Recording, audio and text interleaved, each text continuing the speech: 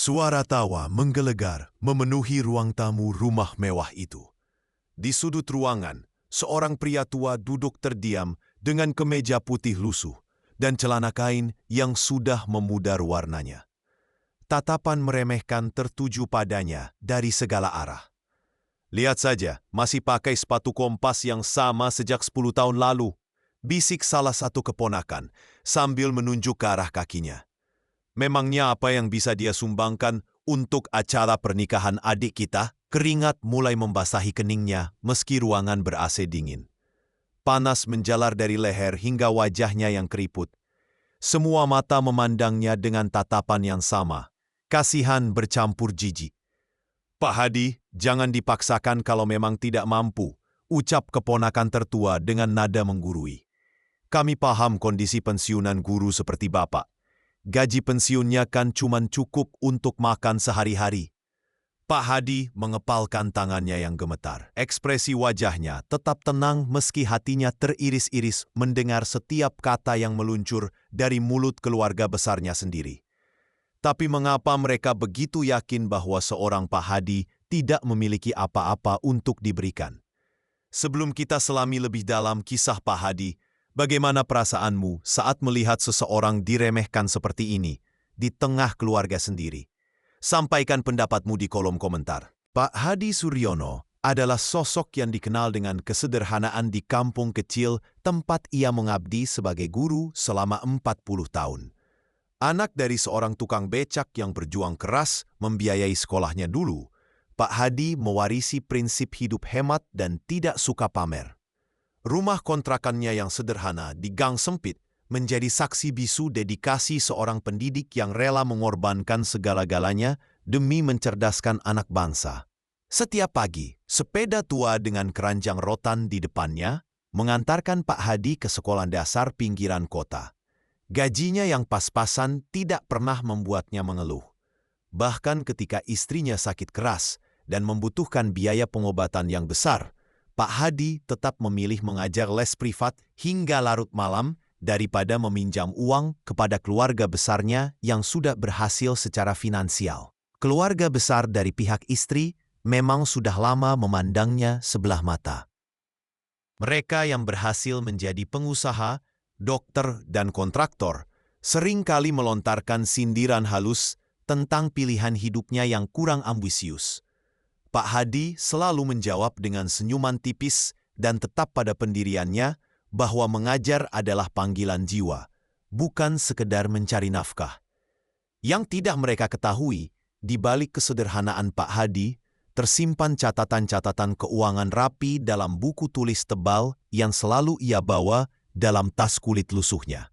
Setiap rupiah yang tersisa dari gaji bulanannya dicatat dengan teliti. Setiap investasi kecil yang ia lakukan selama bertahun-tahun ditulis dengan tinta biru pucat. Kini, di usia 70 tahun, Pak Hadi duduk di tengah keluarga yang menganggapnya beban. Undangan pernikahan keponakan tersayang di tangannya gemetar saat mendengar bisikan-bisikan meragukan kemampuan finansialnya. Namun ada satu rahasia yang bahkan istri tercintanya yang telah tiada pun tidak pernah tahu sepenuhnya. Sesuatu yang akan mengubah pandangan semua orang terhadap guru tua yang selalu mereka remehkan ini. Pernikahan keponakan Pak Hadi, Sari, digelar di hotel mewah pusat kota. Dekorasi bunga mawar putih memenuhi ruangan besar yang berkilauan lampu kristal. Para tamu berdatangan dengan pakaian formal dan perhiasan berkilau. Pak Hadi duduk di meja paling belakang, mengenakan kemeja putih yang sudah dicuci berkali-kali dan celana hitam yang dijahitnya sendiri. Adik iparnya, Bu Ratna, menghampiri dengan langkah tergesa-gesa. "Pak Hadi, maaf ya, tadi panitia tanya soal amplop. Mereka bilang kalau di bawah 500.000, namanya tidak akan dibacakan saat pemberian hadiah." Suaranya pelan tapi terdengar mendesak.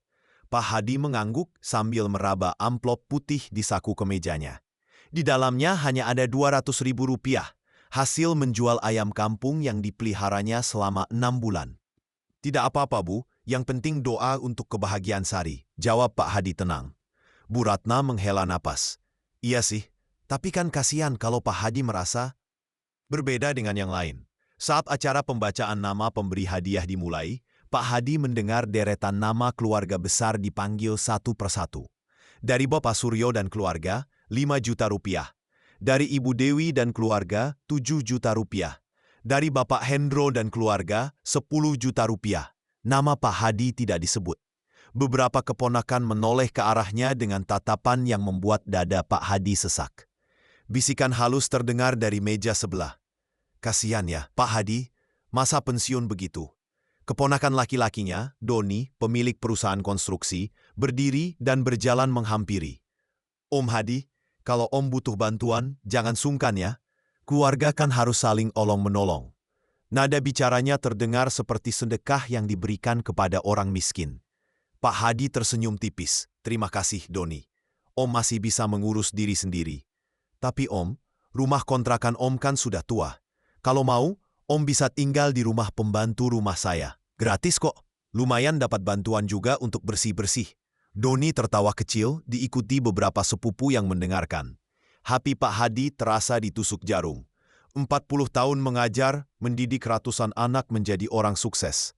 Tapi di mata keluarga sendiri, ia hanya dianggap beban yang perlu dikasihani. Saat pesta mulai sepi, Pak Hadi bersiap ulang. Tas kulit lusuhnya ia pegang erat-erat. Di dalamnya, selain buku catatan keuangan, ada map coklat berisi dokumen-dokumen yang tidak pernah ia tunjukkan kepada siapapun. Doni melihatnya berjalan sendirian menuju pintu keluar. Om Hadi pulang naik apa? Jangan bilang naik angkot malam-malam begini, bahaya Om. Om naik taksi saja, jawab Pak Hadi pelan. Wah, Om boros juga ya, padahal tadi bilang amplop cuma 200.000. Doni tertawa, membuat beberapa keponakan yang lain ikut terkekeh. Air mata hampir jatuh dari mata Pak Hadi. Tapi ia menahan diri. Guru yang baik tidak boleh menunjukkan kelemahan di depan murid-muridnya. Bahkan jika murid-murid itu adalah keluarga sendiri yang tidak menghargainya. Di dalam taksi yang meluncur menembus malam, Pak Hadi membuka map coklat itu. Puluhan lembar sertifikat saham, surat kepemilikan properti, dan dokumen investasi tersusun rapi. Yang paling atas adalah sertifikat yang tertulis nama perusahaan konstruksi milik Doni. Pak Hadi menutup mata. Mengingat betapa keras ia bekerja mengumpulkan modal kecil demi kecil, berinvestasi diam-diam, tidak pernah bercerita kepada siapapun tentang kekayaan yang ia bangun selama puluhan tahun. Besok pagi, ada yang akan mengubah segalanya. Sesuatu yang akan membuat semua keluarga yang meremehkannya terdiam dalam keterkejutan yang tidak akan pernah mereka lupakan. Pagi itu, Doni duduk di ruang kerjanya yang mewah, memandangi tumpukan dokumen di atas meja kayu jati. Sekretarisnya mengetuk pintu dengan wajah panik. Pak Doni, ada yang aneh dengan saham perusahaan. Sejak tadi pagi, ada pergerakan besar dari pemegang saham mayoritas. Doni mengerutkan dahi. Maksudnya bagaimana? Investor utama kita yang selama ini menggunakan nama PT Sejahtera Mandiri meminta rapat darurat hari ini. Mereka menguasai 60% saham perusahaan, Pak. Jantung Doni berdetak cepat. Selama 5 tahun menjalankan perusahaan, ia tidak pernah bertemu langsung dengan investor misterius itu. Semua komunikasi selalu melalui notaris dan pengacara. Yang ia tahu, investor itu memberikan modal awal sebesar 2 miliar rupiah ketika perusahaannya hampir bangkrut. Siapa mereka sebenarnya? Doni bertanya dengan suara bergetar. Itu yang membuat saya bingung, Pak. Alamat yang tercatat di dokumen adalah rumah kontrakan di Gang Mawar nomor 3. Darah Doni seketika membeku. Gang Mawar nomor 3, alamat rumah Om Hadi. Pukul 2 siang, Doni duduk gelisah di ruang rapat mewah lantai 20 gedung perkantoran. Pengacaranya duduk di sebelah sambil membolak-balik berkas. Pintu kaca ruang rapat terbuka pelan. Pak Hadi masuk dengan tenang, mengenakan kemeja putih bersih dan celana hitam yang sama seperti semalam. Di tangannya ada tas kulit lusuh dan map coklat tebal. Doni merasa dunia berputar terbalik. Mulutnya terbuka tapi tidak ada suara yang keluar. Selamat siang, Doni. Sapa Pak Hadi sambil duduk di kursi paling ujung meja rapat. Suaranya sama tenangnya seperti ketika mengajar di kelas. Pengacara yang mendampingi Pak Hadi membuka dokumen. Pak Hadi Sutoyo, selaku pemilik mayoritas saham PT Konstruksi Jaya Mandiri, mengajukan beberapa keputusan penting hari ini. Tangan Doni gemetar mengambil gelas air putih. Keringatnya bercucuran meski ruangan ber-AC dingin. Om adalah investor yang selama ini. Suara Doni putus-putus. Pak Hadi mengangguk pelan. Sejak perusahaanmu hampir tutup 5 tahun lalu, Om yang memberikan modal.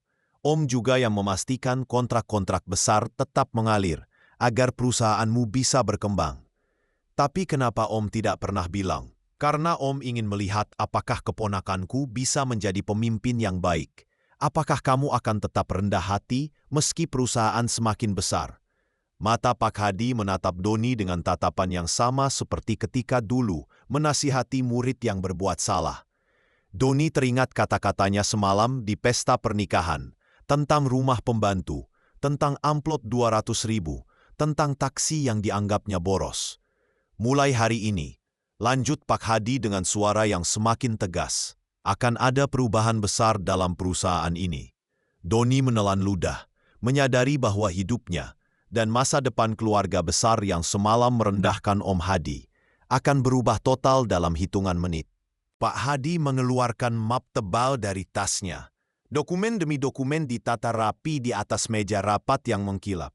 Keputusan pertama, kata Pak Hadi sambil menatap Doni yang pucat pasi. Om menarik diri sebagai pemegang saham mayoritas. Mulai minggu depan, seluruh kepemilikan saham Om akan dialihkan. Jantung Doni berhenti berdetak. Perusahaan yang telah dibangunnya selama 5 tahun akan runtuh tanpa modal dari Om Hadi. Kepada siapa, Om? Suara Doni bergetar. Pak Hadi tersenyum tipis. Kepada yayasan pendidikan yang akan Om dirikan. Namanya Yayasan Guru Sejahtera. Seluruh keuntungan dari perusahaan ini akan digunakan untuk membantu guru-guru honorer di seluruh Indonesia. Pengacara Pak Hadi membuka dokumen berikutnya. Namun Pak Doni tetap akan menjadi direktur utama dengan gaji tetap 50 juta per bulan.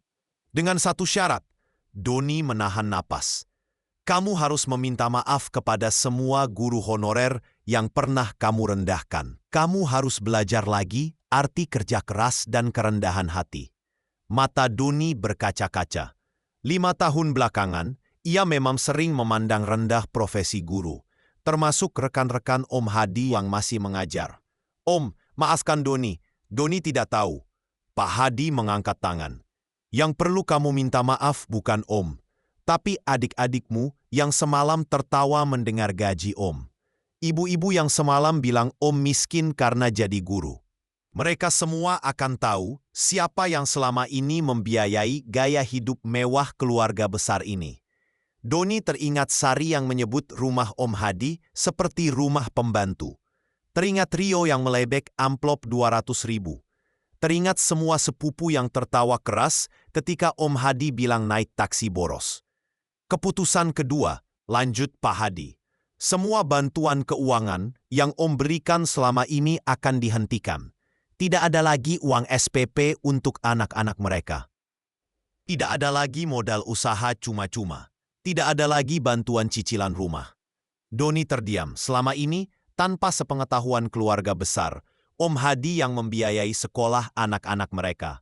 Om Hadi yang memberikan modal ketika mereka ingin buka warung atau toko. Om Hadi yang membantu cicilan motor dan rumah ketika mereka kesulitan. Mereka akan tahu semuanya hari ini juga, kata Pak Hadi sambil menatap jam tangan lusuhnya. Pukul 4 sore. Om akan mengundang seluruh keluarga ke rumah Gang Mawar. Rumah yang semalam mereka sebut rumah pembantu. Pengacara Pak Hadi mengeluarkan dokumen terakhir. Ini adalah catatan seluruh bantuan finansial yang telah diberikan Pak Hadi kepada keluarga besar dalam 10 tahun terakhir. Total mencapai 1.200.000.000 rupiah. Tangan Doni gemetar membaca dokumen itu. Ada nama Sari, Rio, dan semua sepupu yang semalam merendahkan Om Hadi. Angka-angka besar tertulis di setiap nama. Om, kenapa Om melakukan semua ini? Pak Hadi berdiri dari kursinya. Karena keluarga itu penting, Doni. Tapi keluarga yang tidak menghargai jerih payah, yang hanya mau enak saja, bukanlah keluarga yang baik. Mata tua Pak Hadi menatap keluar jendela ke arah gedung-gedung tinggi yang dulu hanya mimpi baginya. Om sudah mengajar 40 tahun. Om tahu perbedaan antara anak yang rajin dengan anak yang hanya mengandalkan kemudahan. Keluarga kita sudah terlalu lama hidup dalam kemudahan tanpa tahu siapa yang berjuang untuk mereka. Sore itu dalam ruang tamu sempit rumah Gang Mawar nomor 3, berkumpullah seluruh keluarga besar Pak Hadi. Wajah mereka bingung dan sedikit risih karena harus duduk di tikar pandan dan kursi plastik yang mereka anggap rendahan semalam. Sari datang dengan wajah cemberut. "Om, kenapa harus kumpul di sini? Kan kemarin sudah ketemu di hotel?" Rio ikut mengeluh. "Iya Om, rumah Om kan kecil, kita sesak." Pak Hadi tersenyum tenang. Ia meletakkan map coklat tebal di atas meja kecil di tengah ruangan. "Om mau memberitahu sesuatu yang penting tentang keluarga kita." Pak Hadi membuka dokumen pertama. "Sari, kamu ingat ketika suamimu butuh modal usaha tahu bulat 5 tahun lalu?" Sari mengangguk. "Ingat Om, waktu itu kami dapat pinjaman dari bank. Bukan dari bank, tapi dari Om, 50 juta rupiah.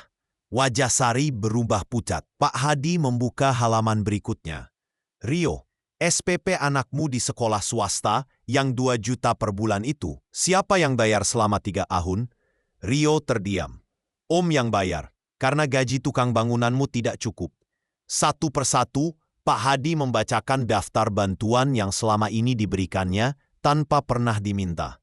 Bantuan yang diberikan dari hasil kerja kerasnya selama puluhan tahun, dari uang les privat yang ia ambil setiap malam setelah pulang mengajar.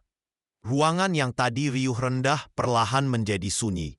Hanya terdengar suara Pak Hadi yang tenang membaca setiap nama, setiap nominal, setiap tanggal bantuan diberikan. "Semalam kalian bilang Om miskin karena jadi guru. Kalian bilang rumah ini seperti rumah pembantu. Kalian tertawa ketika Om bilang taksi itu boros." Pak Hadi menatap satu persatu wajah keluarganya yang tertunduk malu. "Sekarang, Om mau kalian tahu, selama kalian menganggap Om miskin, Omlah yang membiayai hidup mewah kalian. Selama kalian meremehkan profesi guru, Omlah yang memastikan anak-anak kalian bisa sekolah." Suara Pak Hadi masih tenang, tapi setiap kata menembus hati mereka seperti jarum. Sari mulai menangis. Rio menundukkan kepala dalam. Para sepupu yang semalam berbicara sombong, kini tidak berani mengangkat wajah. "Om tidak marah karena kalian meremehkan rumah ini atau gaji Om. Om sedih karena kalian lupa siapa yang selama ini berjuang untuk keluarga besar ini." Pak Hadi menutup dokumen terakhir.